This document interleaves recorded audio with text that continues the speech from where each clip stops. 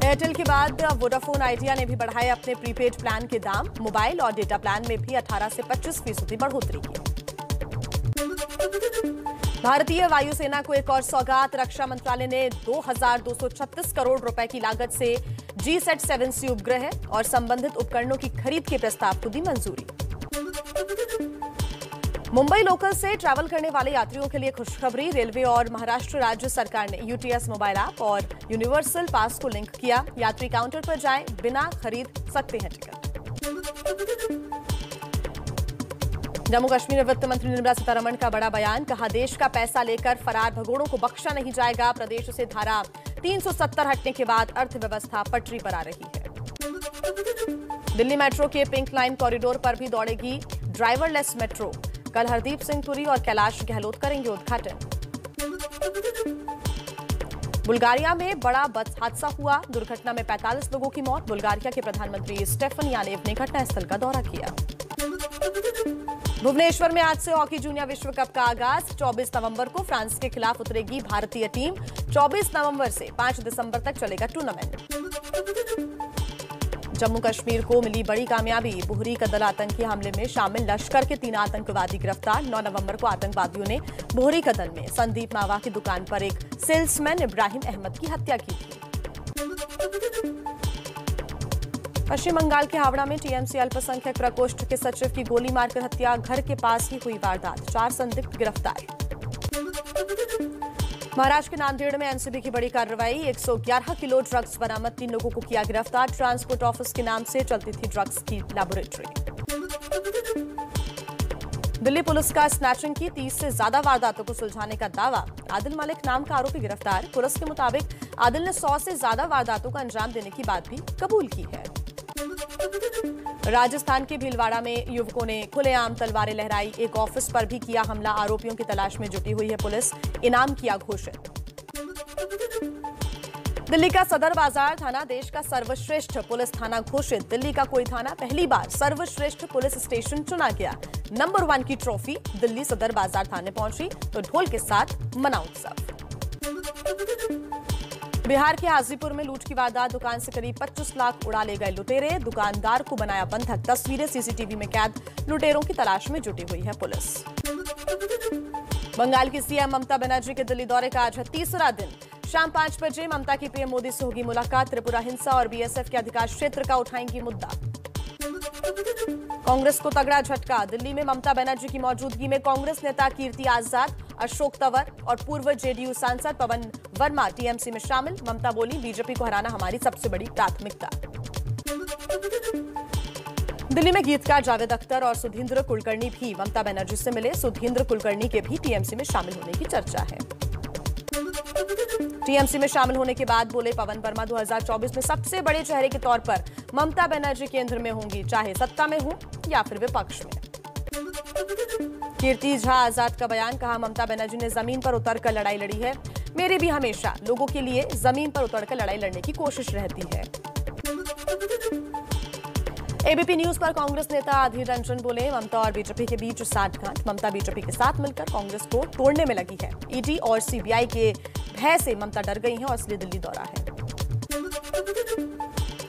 UP चुनाव के लिए समाजवादी पार्टी और आरएलडी के बीच सीट बंटवारे पर सहमति बनी। आज गठबंधन का ऐलान संभव। अखिलेश यादव ने ट्वीट किया, लिखा, जयंत जी के साथ बदलाव की ओर। जयंत ने लिखा, बढ़ते कदम। सूत्रों के अनुसार आरएलडी को समाजवादी पार्टी 30 से 35 सीटें दे सकती है। जयंत चौधरी ने डिप्टी सीएम का भी पद मांगा है।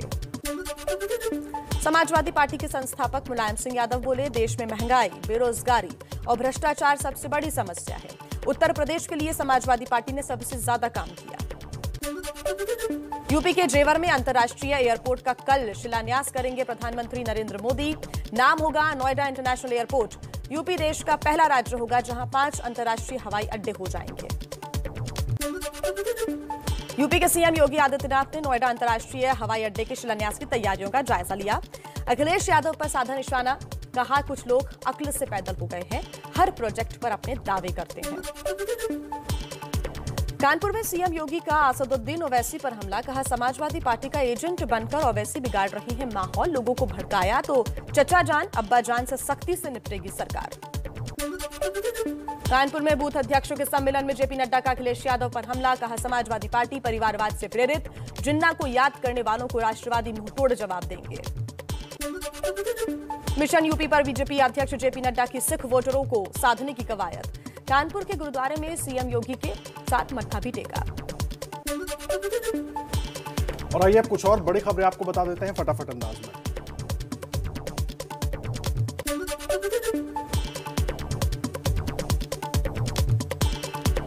यूपी विधानसभा चुनाव जीतने के लिए एक्शन में बीएसपी, सुप्रीमो मायावती पार्टी कैडरों के साथ बैठक में 86 सुरक्षित सीटों को जीतने की रणनीति पर मंथन किया।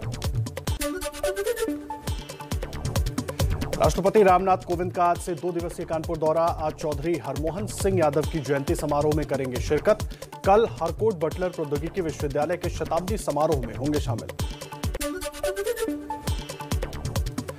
अब रक्षा मंत्री राजनाथ सिंह का मिशन यूपी, 25 नवंबर को सीतापुर और 27 नवंबर को जौनपुर में बूथ अध्यक्षों के सम्मेलन को करेंगे संबोधित, देंगे जीत का मंत्र। पंजाब में शिक्षकों से दिल्ली के सीएम अरविंद केजरीवाल का बड़ा वादा, गेस्ट टीचर्स को पक्की नौकरी देने समेत 8 गारंटी दी, कहा सरकार बनते ही शिक्षकों के सारे खाली पद भरेंगे। पंजाब में कांग्रेस पर अरविंद केजरीवाल का बड़ा बयान, बोले अगर हम कचरा लेना शुरू कर दें तो कांग्रेस के 25 विधायक आम आदमी पार्टी में शामिल हो जाएंगे, 2 से 3 सांसद भी हमारे संपर्क में हैं। अरविंद केजरीवाल के बयान पर पंजाब के डिप्टी सीएम ओपी सोनी का पलटवार, कहा कांग्रेस के विधायकों का तो पता नहीं, लेकिन आम आदमी पार्टी के काफी विधायक कांग्रेस में आने के लिए उतावले हैं और बहुत से आ गए हैं। आम आदमी पार्टी ने पंजाब के सीएम चरणजीत सिंह चन्नी का पोस्टर जारी किया, लिखा नकली केजरीवाल। सोमवार को केजरीवाल ने रैली में कहा था मेरी नकल कर रहे हैं चन्नी।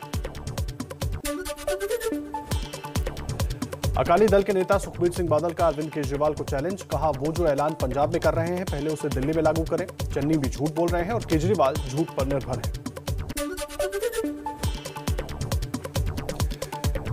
पंजाब में कृषि कानूनों की वापसी भी दूर नहीं कर पाएगी बीजेपी, अकाली दल की दूरी, सुखबीर सिंह बादल ने कहा बीजेपी से नहीं मिलाएंगे हाथ, सिर्फ बीएसपी के साथ गठबंधन।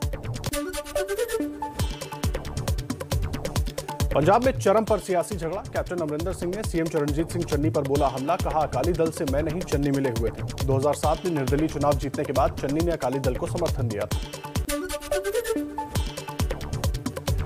राजस्थान में धार्मिक यात्रा के बहाने वसुंधरा राजे का शक्ति प्रदर्शन, लंबे अरसे के बाद सार्वजनिक मंच पर दिखी, मेवाड़ संभाग की 3 दिन की यात्रा पर निकली, कोरोना काल में मरने वाले पार्टी कार्यकर्ताओं और नेताओं के परिजनों से करेंगी मुलाकात। केंद्रीय राज्य मंत्री कौशल किशोर ने बिना शादी लिव इन में रहने को बताया अवैध, कहा इस पर कानून लाने की कोशिश करेंगे, लिव इन रिलेशनशिप से नई पीढ़ी बहक रही है।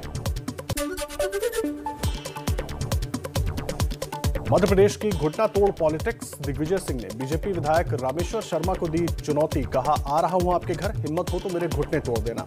शर्मा ने कहा था अगर आपके घर कोई कांग्रेसी नेता आए तो उसके घुटने तोड़ देना। आज बिहार में नीतीश कुमार के 15 साल के शासन का जश्न मनाएगी जेडीयू, एक साथ 40 जगहों पर कार्यक्रम का आयोजन, जनता के बीच रिपोर्ट कार्ड पेश करेंगे।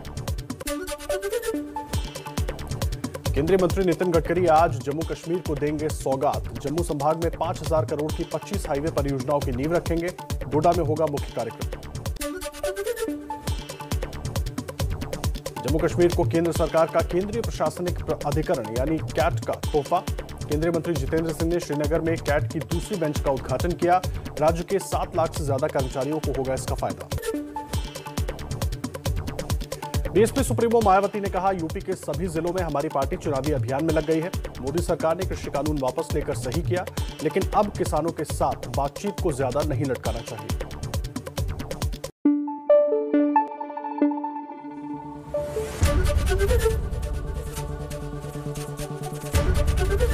एबीपी न्यूज आपको रखे आगे।